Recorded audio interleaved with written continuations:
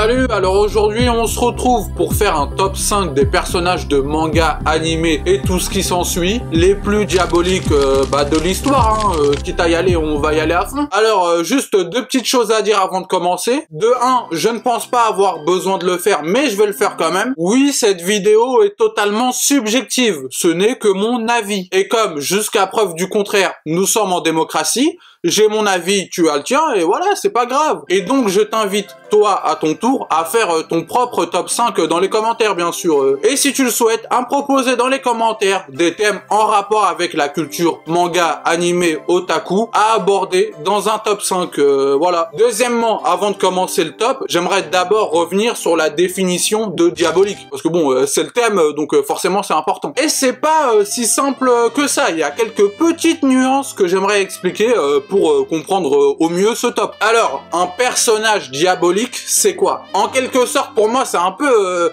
un gentil avec des méthodes de méchant. Enfin non, c'est pas du tout, mais alors du tout ça. En fait, le souci, c'est que je me comprends, et c'est plutôt normal, mais je sais pas si j'arrive à me faire comprendre. Laissez-moi quelques temps, je vais essayer de remettre toute cette définition dans ma tête dans l'ordre. Pouvoir du dictionnaire. Non, en fait, pas besoin de dictionnaire. Pour faire simple, un personnage diabolique, c'est pas toujours un méchant. C'est même parfois tout le contraire. Un personnage diabolique, c'est surtout, souvent, même toujours, un personnage ambigu. Tu ne comprends et ne connais pas réellement ses intentions cachées, ses vices et sa personnalité. Pour moi, être diabolique, c'est une attitude, un caractère. Un personnage diabolique, c'est un vicieux. Et c'est surtout, et avant tout, un joueur. Il aime se jouer des gens, il s'amuse de leurs réactions, il aime les piéger, s'en moquer. C'est un vicelard quoi, oui. C'est aussi un personnage prêt à tout pour atteindre ses buts parfois totalement dérisoires, quitte à transgresser la morale. Ah oui, lui, tout ce qui est morale, droit de l'homme, tout ça, bon, c'est un concept abstrait, voire mythologique. C'est aussi un personnage extrêmement intelligent. Ah oui, forcément, pour se jouer des autres et mener ses plans à bien, il faut un certain cerveau, quoi. Ah, c'est pas Luffy ou Goku qui ferait ça, hein, non, clairement pas. On est très loin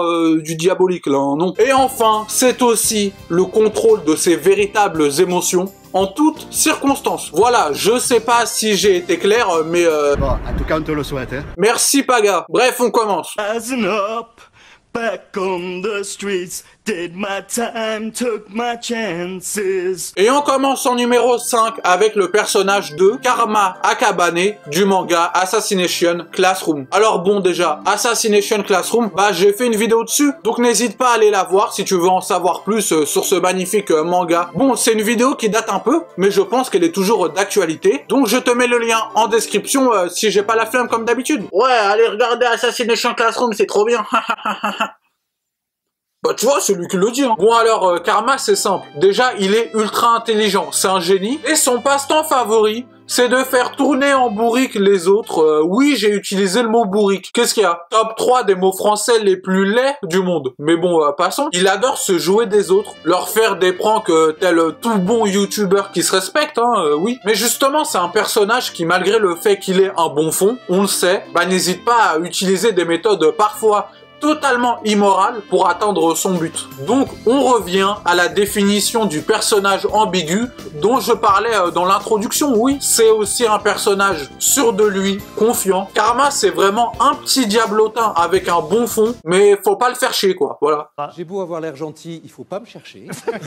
Went the distance, now I'm back on my feet. Just a man and his will to survive. Et en numéro 4, on a Hisoka. Bon alors lui, tout le monde l'attendait, hein, c'est du classico-classique. On te dit manga et diable, Hisoka, direct, c'est indissociable. C'est comme si on te dit Sakura et utilité, directement tu penses à zéro quoi, là c'est pareil. Bon alors Hisoka, outre le fait de faire des têtes de vicieux bizarres face à des gamins de 12 ans, bon ça à la rigueur, c'est pas notre de problème, hein, c'est entre les mains de la justice. Laissons la justice travailler calmement. Passons. Hisoka, c'est l'ambiguïté à son paroxysme. Bon, déjà, Hunter x Hunter est une œuvre assez ambiguë de base. Mais alors, Hisoka, c'est le Zidane de l'ambiguïté. C'est juste un putain d'égoïste qui ne pense qu'à affronter les plus forts. C'est un personnage qui peut aussi bien s'allier aux méchants, entre guillemets, comme aux héros de l'histoire. Le gars a aidé la brigade fantôme.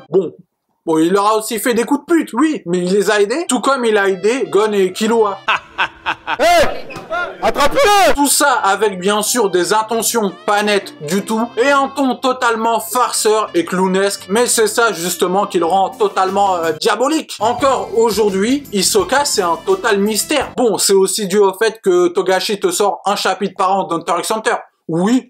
Oui, ambigu, non, c'est pas ce que je voulais dire. Ambigu, intelligent, vicieux, joueur, manipulateur. Félicitations pour votre place offerte directement au carré VIP de l'enfer. Entrez, installez-vous, prenez place. Je vous sers à boire, vous voulez quoi? De la lave ou des épines? Alors oui, certains vont me reprocher de l'avoir mis seulement 4e. Mais bon, déjà, c'est fait, c'est trop tard, on peut plus revenir en arrière, désolé. Et puis, c'est juste que je considère 3 personnages plus diaboliques que lui, voilà. It's the eye of a tiger, it's the thrill of the fight, rising up to the challenge of our rival. Et en numéro 3, on retrouve le prince Baka du manga Level E, en bon accent franchouillard bien sûr. Alors bon, déjà, Baka en japonais ça veut dire idiot. Donc déjà, ça commence bien, je veux dire le prince idiot, on démarre sur de bonnes bases. Non mais pour faire simple, prince Baka est tout simplement un alien, c'est le prince, comme son nom l'indique en fait, oui c'est logique. Donc le dirigeant de toute une civilisation de la galaxie. Donc au niveau de la galaxie, le gars pèse, le gars a des responsabilités si tu veux. Mais justement lui s'ennuie dans cette vie-là. Son véritable passe-temps favori, c'est tout simplement de faire chier les gens. Il aime s'amuser des autres, c'est tout. Je veux dire, on parle d'un prince de la galaxie qui va délaisser son trône, ses responsabilités et donc son peuple pour débarquer sur Terre chez un pauvre humain anonyme et jouer l'alien amnésique. Tout ça juste pour se divertir et s'amuser. C'est juste un putain de sadique par excellence. Il passe son temps à imaginer des scénarios et des nouveaux plans, pas pour sauver la galaxie, non, ce serait trop facile. Non, juste pour piéger tout le monde, c'est tout. Bon voilà, j'adore ce personnage totalement absurde et bien sûr, lisez Level E, c'est un petit manga de 3 tomes du génial Togashi. Oui, le même auteur que Yu Yu Hakusho et Hunter x Hunter. Oui, rien que ça, oui. J'ai parlé plus longuement du manga Level E dans un achat manga, mais j'ai oublié lequel, donc cherchez, vous finirez par trouver. Mais voilà, Level E, c'est mon manga de moins de 5 tomes préféré. J'adore ce manga. And the last known survivor stalks his prey in the night as he watches us the fall in the eye. Et en top 2, oui, on rentre dans le top 2 maintenant.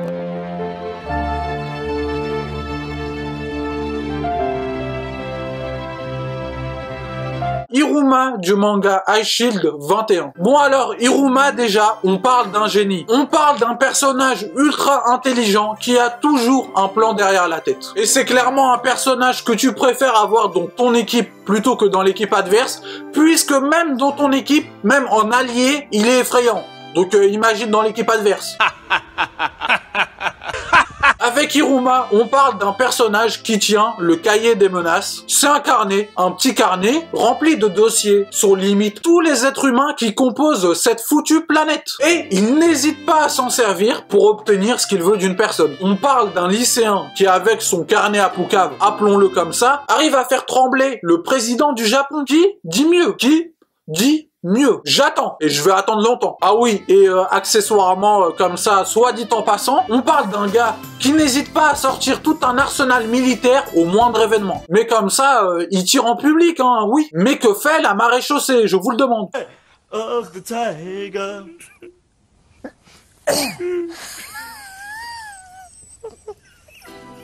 Et on arrive au top 1, le meilleur des diablotins, le numéro 1, j'ai nommé Shidaruma du manga Dorohedoro. Alors, pourquoi Shidaruma est numéro 1? Eh bien écoute, ce top 5 désigne les 5 personnages de manga les plus diaboliques. Et comment faire plus diabolique qu'un diable? Tu m'expliques? Non mais au-delà de ça, il a vraiment tous les aspects poussés au maximum. Rieur, moqueur, mesquin, tu fais pas mieux. Non mais vraiment, il réunit toutes les qualités et caractéristiques d'un diable. Et ça tombe bien car c'en est un. Donc numéro 1, logique. Et attention, c'est pas un méchant. Dans Dorohedoro, c'est juste un personnage neutre qui ne cherche qu'à se divertir, quel que soit le spectacle, heureux ou malheureux. Lui, le jour de la fin du monde, pendant que tous les humains se font massacrer, il bouffe des pop-corn avec une glace triple boule, chocolat, pistache, cacahuète. Bon, il a des goûts de chiottes, mais c'est pas le sujet. Voilà, Shidaruma, numéro 1 des personnages les plus diaboliques, tout manga et animé confondus, que j'ai vu bien sûr, sinon je peux pas en parler. Voilà, donc je récapitule mon top 5, Karma, Hisoka, Prince Baka, Iruma et Shidaruma. Bien sûr, si t'as aimé la vidéo, n'hésite pas à t'abonner, liker et commenter en me donnant toi aussi ton propre top 5 et en me donnant, si tu le souhaites, des futurs thèmes à aborder en top 5. Voilà. Bonne journée, bonne soirée, bonne vie, adios. Foxy.